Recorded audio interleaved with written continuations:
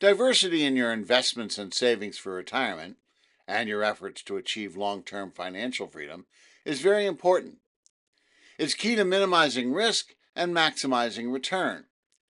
Lately, precious metals as an investment has become a topic of discussion. To find out whether you should do it, and if so, how to go about it, I talked with Kristen Nagle about how she helps folks to get started in this market.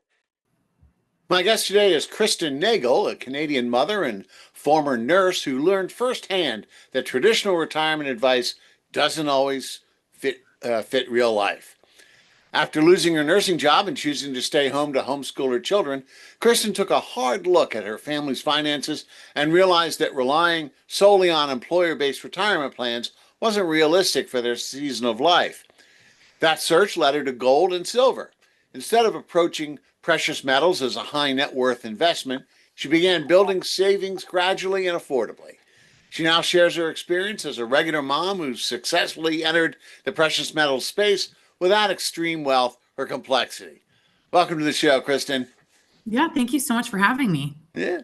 So the conventional wisdom is that when you're saving long term, usually for retirement, maybe a child's education fund, diversification is important. You don't want to put all of your eggs in the proverbial basket. You want to spread it around not only into different funds, but into different types of investments, whether it be stocks, bonds, real estate, whatever. And in this economy, I know there's been a lot of talk about precious metals like gold and silver. Oh, you got to get into precious metals. You got to buy this or that.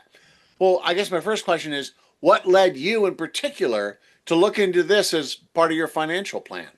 Yeah, absolutely. Well, I was a former nurse, and that's what you're taught. You go to school, you find the career that you're going to be in, you get the pensions, the benefits, and that equals long-term security and safety. And put away your savings into a bank and whatever else they guide you towards. Around 2020, I found myself without a job. My husband was also on unpaid leave. He was a teacher, and these were careers that we thought were going to give us long-term safety and security for our family. However, that was not the case. And we found ourselves in debt and just not able to catch up, just trying to get ahead. We started to learn more about fiat currency. I had no idea what that was before. Thought maybe it was a car. And this was something that I was just not taught about until really it was 2020, 2021, where this was new education for me. And I was like, oh, it's not backed by anything. The Federal Reserve came into play in 1913. All of a sudden, we're taking off the Bretton Woods Agreement in 1971, which is the gold standard, and we're left with monopoly money. I'm in Canada, so we call it Canadian Tire money. That's one of our stores, but and I thought, well, this isn't going to work for me and my family because inflation's just eating away at it. It's not backed by anything. We're never getting ahead. We're stuck on that never-ending hamster wheel. And I thought, how can we actually get ahead of inflation, and how can I create legacy and savings for my children? And it was gold and silver came into play. And we started saving in that slowly until another vehicle came that allowed us to save faster. But it was not really until 2020, 21 where we started to really save in metals. Okay. So you got into it, put your toe in the water, and got more and more into it as you went along? Yeah, I ended up moving. What we have in Canada, I think you have something similar called something different. It was our RRSPs accounts, so our retirement accounts. Yes. I ended up moving that into gold and silver, and I was seeing significant growth from when I moved it over. And I was like, well, this is doing a lot better than, saving it in the bank or putting it anywhere. So I ended up finding a company and a platform that allowed me to create disciplined savings automated. So every month I could take a portion of our fiat currency and move it into gold and silver on a budget that worked for us. And I was seeing this compounded effort. I was seeing savings. I was seeing the results in our gold and silver that was outpacing significantly what our high interest savings account or what it was doing in the bank. So I ended up just really kind of loving this space again, coming from a nurse, all this information that I learned, I love educating, love helping. And I was like, well, people all need to learn about our finances and what's happening with the dollar, especially if you want to pass things down to our children. Hmm. So I partnered with a gold and silver company and help people save more. And we do this as a collective group where we get to, help people save their fiat into a real asset and just allowing people to have that compounded growth. Mm-hmm. Now, we know fiat's not a car, but just for our listeners, when you say fiat currency or fiat, what are you referring to? Yeah, the paper. I don't even want to call it money. I've learned, if anybody watches Mike Maloney, that was another piece, his documentary of the hidden secrets of money that really kind of enforced this belief. Just found it really eye opening about what was happening with our dollar. So fiat is the paper that we're all used to, our dollar bills, the USD, Canadian dollars. I'm currently in Nicaragua. They have Cardobas. It's all the same, all the paper money that we're used to calling it money that we interact with on a daily basis. However, it used to be backed by gold and silver. That was the gold standard. Mhm. And the US, it was decided that the US was going to be the reserve currency for the world, right? And hold it in their country, in the country where all the gold was going to be backed by there as well. However, after World War One or two, sorry, after 1944, wars are expensive. They started printing more money, more money, more money. And the world got a little, antsy. Hey, we don't think you have enough gold to back up the paper that you're printing, because those Mhm. papers used to be promissory notes, right? Like IOUs. Here is the dollar to get a dollar of silver, a dollar of gold, whatever that value was equaled. And the world was like, hey, you are printing more than what we know you have in gold. And France actually sent a warship to get their gold back. They're like, we don't trust you. We're taking Oh, it back. And and so 1971, Nixon said, you don't trust us. That's it. We're ending this Bretton Woods agreement, which was the gold standard. We're no longer going to be backing our paper by gold. That's it. So that was when our current fiat system came into play. Fiat means we're told to value it. The government has told us to place value on it, but it's backed by nothing. The okay. paper that we use every day has no intrinsic value, and it's actually lost 97% of its purchasing power since 1913. So that's why things are costing so much more money, not because things are increasing in value, but because the dollar is actually decreasing. So that $1 bill that we hand around is worth only 3 cents. So we need a lot more of it to get ahead.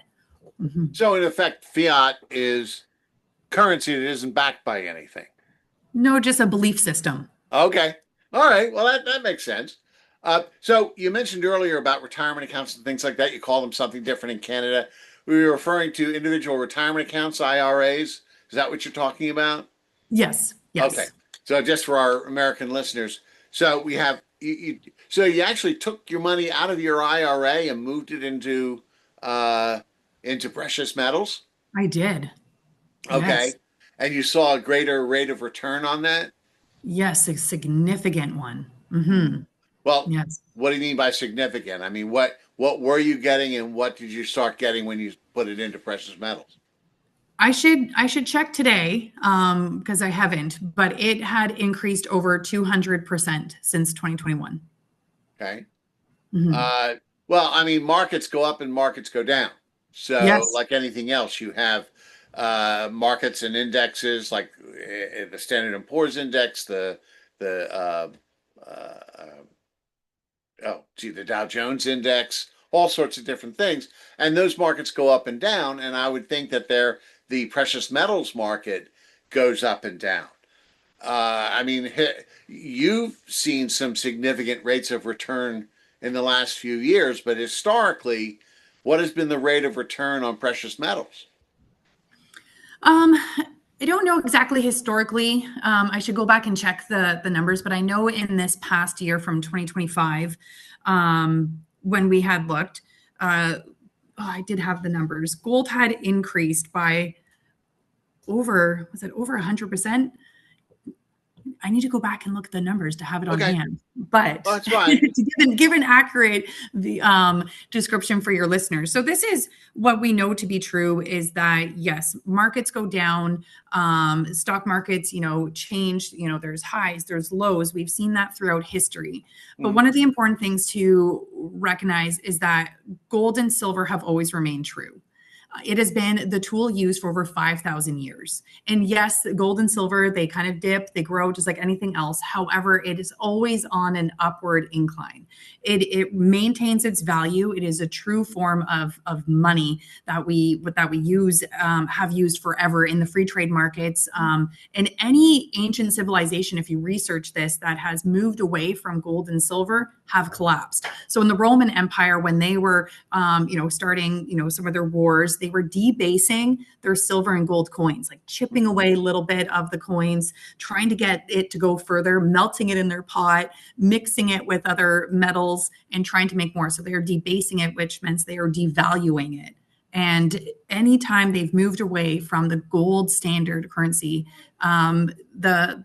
it collapses. The fiat systems, the other industries in place, the monetary systems they use can't withstand the changes. If you look up any fiat currency in history, it has never withstood time. Mm-hmm. It has always Well, when collapsed. when we're looking at IRAs and other investment and the stock market, we're not looking per se at dollars. We're looking at, you know, either growth or rate of return or how well the business is doing and things like that.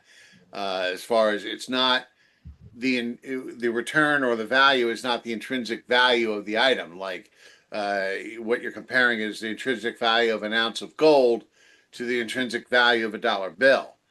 But I think that what's important to understand is when you're in the market, you're looking at the intrinsic value of that company, how good it is, what the value of one share of that company is, that sort of thing, what the market will bear.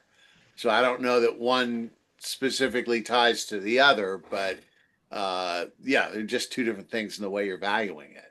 Yeah, absolutely. Gold and silver has outperformed the S&P significantly, especially this past year, and has usually done so fairly um, fairly consistently. But there's always changes in the market and everything. But diversification, right, is key, and having knowledge Oh, no where at question. least you know what you are, where you're placing your value, right, and just having that information and education is a key component of what you're doing and where you're placing your, yeah, Okay. money. Hmm. So, all right. So, what? Uh, Obviously, you've had success with it. What? And you want things to be balanced and diversified. What if a listener's thinking, well, should I be getting into precious metals? I mean, what questions should they be asking themselves, and what kind of answers should they be getting uh, for that to indicate that they should be investing in this? Yeah, absolutely. I've heard a few different people talk about it, and I'm not a tax advisor nor my financial advisor. I'm just sharing information that I have learned. And I know one financial advisor. I went to one of his talks a couple years ago, and he recommended that people should have at least 20% gold and silver in their portfolios. Another friend of mine who is a very successful CFO, she was at the WEF, like World Economic Forum. She knows it all, and she goes to ultra high net wealth events as well with her clients. And their three top non-negotiables that they put their money in is gold and silver, precious metals, land is another one, and then back into their own businesses. But gold and silver ranks as their top three non-negotiables, even in the high net wealth. And that's something that's really interesting is the wealthy have known about this for generations, forever. The banks know this, the governments know this. They know it is a safe place to protect wealth. That's what it is. It protects your wealth, it protects your earnings, creates a hedge against inflation, and creates long-term legacy as well. That is what gold has been known for, is a wealth protection. Mm-hmm. So you're talking about in diversification, 20%. Now, obviously, the how your overall investment saving portfolio is balanced is very much determined by where you are in life, and how soon you will need the money. So it's very different for a 25-year-old graduated college, university, and out with their first job, and a 60-year-old who's about 5 years or 5, 7 years to retirement. Uh, is this an across the board percentage, or does that vary over time? I'm sure it varies on people's belief systems as well and what they value.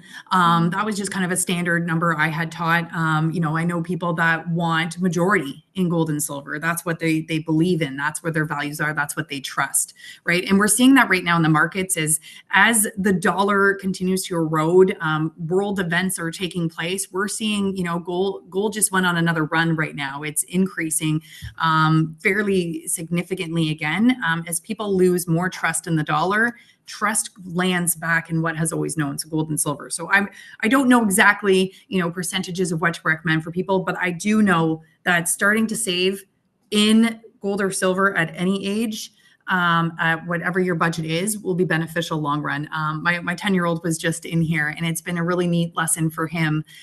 He had saved about $200 over time, just, grabbing what we call in Canada, loonie, a toonie, $1, $2, $10, whatever he could find. He saved up $200 prior to November.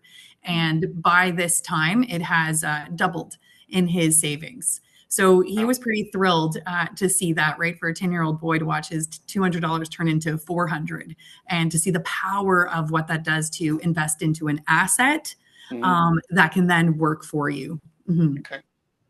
All right. So it sounds like you're encouraging everybody to get involved in this to some extent, depending Mhm. upon their risk tolerance or how much money they have to invest or things like that.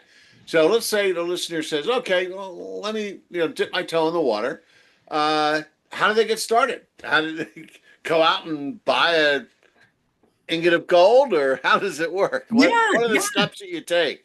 Yes. Well, I started buying a little bit of silver at a time from my local coin dealer until I found the platform I'm using today. And so people always ask, or they say, not everyone, but some people like, I don't think I have enough money. I don't think I have enough money to invest. I'm like, well, I don't look at it as investing. I look at it as taking my fake currency, right? The monopoly money we talked about, taking Right. that and converting it into something real and doing that on a budget that works for you. So we have a platform called Sound Money Wallet that is revolutionary. Hmm. And people are able to save as low as $1. We are able to buy fractional physical gold and silver at any amounts that works for that individual. So really, you can start saving as low as $1 or as high into the amounts, millions if you have it. But we have something that can work for anybody's budget. So if you just want to test it out, you can just buy fractional amounts. You can buy full ounce if you choose, but you can just try and purchase a little bit, transact with it, see how it feels, and then maybe grab a little bit more as you get comfortable. Hmm. So I guess what you're describing, it sounds like a lot of other platforms, whether it be depending upon the investment house, whether it's Vanguard or Schwab or some other company, where you can create an account, work through their portal, and then electronically transfer money to them for them to then buy a portion of whatever gold reserve there is that they have. I mean, whose gold are you buying? Where is it coming from? I mean, I understand if I invest $100 on Vanguard and I say buy me shares of this fund or this individual stock, they go out and buy it and put it in my account. How does it work with precious metals? Is it a is there a cache of gold and silver somewhere, and you're buying into that? I mean, how does that work? How do you get the gold? Yeah, well, we are the largest silver eagle buyers in the world right now, Mhm. which is pretty incredible. So we have a great relationships with the U.S. Mint, with other mints out there. So it is reputable physical gold, silver that we are purchasing. And I apologize for the background noise. Apparently, all the kids wanted to come in at the same time. Well, And yeah. this is mentioned about being a homeschool mom. So the I apologize. How we have the ability to partner with some of the most renowned gold and silver out there and it's insured by Lloyd's of third party audited. You get vault statements, and you can have it shipped right to your door if you choose to. I personally like it in the vault because I don't have to travel around with it, worry about what I'm doing, and I can transact with it, which is, I think, the unique thing that we offer. Is the biggest question people have is, well, how do I store it? What if I need it? Who do I trust? How do I sell it? Like, how do I even use it out in the world? I'll give a real life example where I mentioned currently here in Nicaragua, and we needed access to some gold for a build project that we're doing here. And when it increased in value, we were able to instantly go in, sell what we needed, and it was here in a form that we could use out in this country instantly at the highest buyback in the industry. Mm-hmm. Okay. Mm-hmm. So that's how basically people get started and do it through a portal, the portal you mentioned. And we'll get some links in the show notes to that so people can check it out. Uh, now, we kind of already answered this question, which is what portion of the overall portfolio should be precious metals. You indicated about 20%, and that's based on uh, what you read or what you've learned from other people. There's some resources where people can, do some research on precious metals and learn like you did. Yeah, one of the other things that we have is education, right? Because that's a lot of things where people are like, well, I don't understand this world. I don't know anything about it. I don't know how to, even get started. So one of the things that we also offer is education, right? And that's incredibly valuable because when you are confident in what you're doing, then you feel empowered in what you're buying and purchasing, and that feels really good. And when you know what you're doing with your money. So we have a lot of education of like what to buy, how to buy, how does it work for you, creating that hedge against inflation, like all these things are built in there as well to help answer a lot of these questions. And again, that was just a speaker that I had seen saying that number. Some are going to say a lot higher right now with what's going on in the world. So it depends where your comfort lies, where you're at. I know that we have we have a lot more than 20% in in our savings, but so it's going to differ per person. But one of the things we offer is education, so you can feel confident in the choices that you're making. Okay, so you have a company that has a website that people can go to, and that they can learn themselves about all of this and make sure they feel comfortable with it. Uh, Mhm. so this is what you do. If someone was to say, "Oh yeah, I think I ought to start, looking into precious metals," how can they get in touch with you, and how do you help them? Yeah, absolutely. Connect with me. I can provide my number or email, whatever works in the show notes, or find me on Instagram. But yes, we help people open up your own gold and silver savings account. So you Hmm. have complete 24/7 access to it. You are in control. You're never alone. You're not doing this, by yourself. You have the support of many to help you through this, answer all your questions, and get you started. And you are not only buying, gold and silver for yourself, but if you choose, you become part of a community that's, moving forward, solution seeking in this, current economy, so you don't feel alone. We're helping each other move forward in this world. Okay. Yeah. And what's the address of the website? Where can people go? Yeah, you can check us out at truenorthwealth.com. That'll Okay. link you to, yeah, All righty. us. And people will be able to get more information there. That's great. And we'll put some other stuff in there, your show socials, things like that, so people can get in touch with you. So I think the best advice for folks out there is to always, if you subscribe to the podcast, if you've been listening to all this, you know that it is informational. It is something that you're going to want to talk to an investment professional, a certified financial planner, uh, before you do anything. I've talked to CFPs, and you had indicated you're not, which is fine. But nobody should do anything without talking to their own advisor and finding out if this is right for you, because this is really a rule of thumb. In your experience, it's 20%, but in a listener's individual situation, it might be different. It might be more, it might be less. So that's always best to check with someone. So, all right, it's great getting you on the show. I know some people have been kind of looking into doing it. So that's when you reached out and said, "Oh, that would be a good topic." So teach Yeah. some folks about that. So thanks for coming on the show. Thank you for having me.